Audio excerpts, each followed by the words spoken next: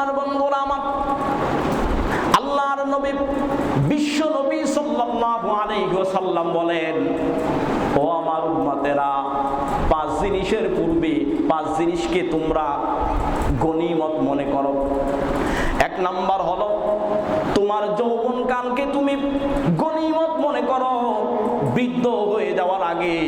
কারণ হলো যৌবনকালে যুবক বয়সে শরীরে যেই পরিমাণ শক্তি থাকে, বৃদ্ধ বয়সে এই পরিমাণ শক্তি থাকে না।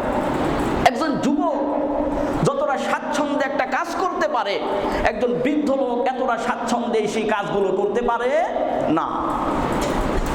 এ কারণেই নবী করিম সাল্লাল্লাহু আলাইহি ওয়াসাল্লাম বলেন, বৃদ্ধকালের ইবাদতের চেয়ে যৌবনকালের ইবাদত আল্লাহর কাছে বেশি প্রিয়। সুবহানাল্লাহ। নবী আরো বলেন, সবল মুমিন দুর্বল মুমিনের চেয়েও অধিক কল্যাণকর